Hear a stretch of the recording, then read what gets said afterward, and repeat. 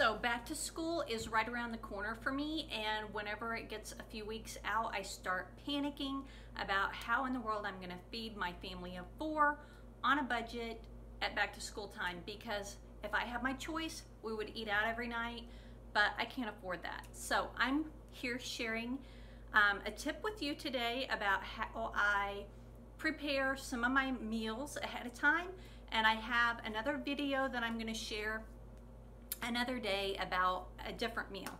So take all this advice with a grain of salt, because for all the people that know me in real life, they're all laughing right now because they all know I hate cooking, and they know that I'm not really all that fantastic at it.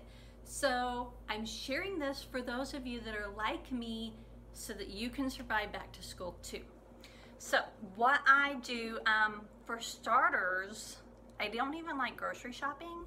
So my husband went to the grocery store for me today, and that sounds amazing, but all he had to do was show up at the grocery store and pick up the groceries. We do what's called the Kroger Click List. I know Walmart has these, and some other places I'm sure do too. I ordered the groceries all online this morning, sent in the order, and all he had to do was go pick it up. I had to pay $5 extra for that, and it's worth every single penny that I spent on that, because I didn't have to go. And so he brought home the groceries, and one of the items that I ordered today was this little bag. Well, it's not a little bag, it's a 10-pound bag of chicken leg quarters. And so this had actually 11 chicken leg quarters in it, and I got it for $5.99 at Kroger because they were on sale this week. So always try to look for things that are on sale and I can buy in bulk to prepare ahead of time. So I got my chicken leg quarters, and I opened up the bag and I divided them all up. And the way I did this is I used a gallon baggie, fold over the outside so that whenever you're touching it, you're not getting all the chicken juice on the zipper part. That's just disgusting, isn't it?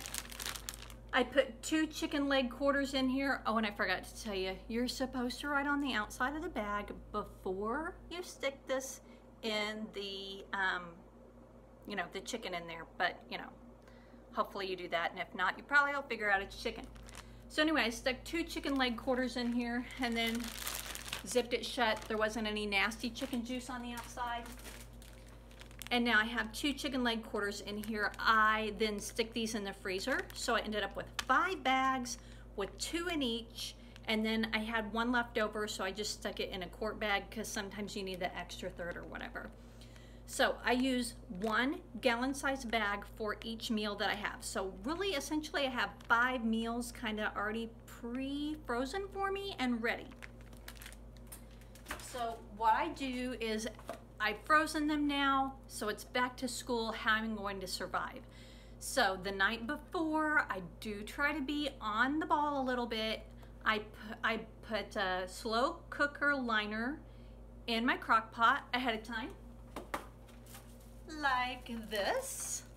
And because if you're like me, sometimes you forget to plug it in, so I plug it in the night before.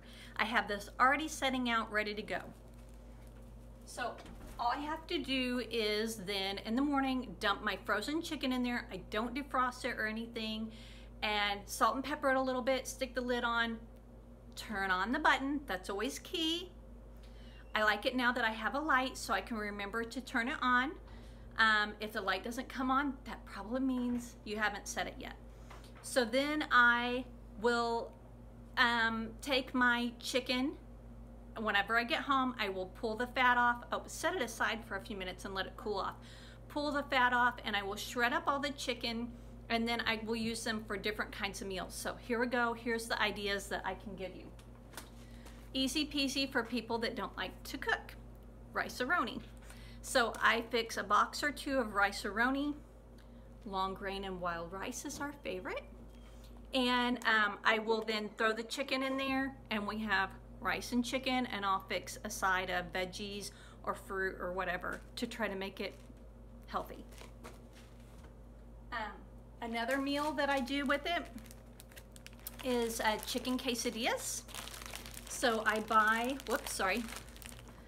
flour tortillas. There are usually 8 in the bag, and sometimes I buy 2 because we'll take these to lunch with us and things like that. We don't mind eating them cold. It doesn't bother us one bit. So my husband will take them to work, I'll take them to work, and sometimes my kids take them to school with them in their lunchbox. But I will put the shredded chicken right here in the middle. I will stick on some Mexican style cheese. Don't overdo it and overload your quesadilla. Fold it up and then stick it on the George Foreman grill, or you can put them in the oven. I learned that trick from my friend Heather. Thank you, Heather. And my last trick that I learned from my sister-in-law, Pat, you can buy pre-made dumplings.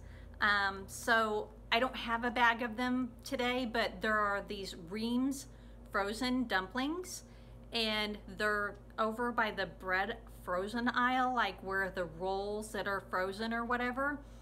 And all you have to do is boil a box or 2 of chicken broth, salt and pepper it a little, put the dumplings and the chicken in that's already cooked, and in a half an hour you have chicken and dumplings and you look pretty amazing. So I hope that gave you some ideas of some things you can do with your chicken. That gives me 5 meals, and so I can choose between rice, dumplings, quesadillas. I'm sure there are other amazing deals or ideas. Maybe some of you guys can share some in the comments of things that you would do with the shredded chicken. But anyway, just having the chicken cooked ahead of time helps me get things done quickly. And if you liked these ideas because you don't like to cook like me, then you might want to join me in a couple of days, because I will show you how I make, oh, it's upside down, lasagna ahead of time. And I have lasagna then made ahead of time for about 6 meals. So anyway, I'm Amber from TGIF, 3rd grade teacher who doesn't like to cook.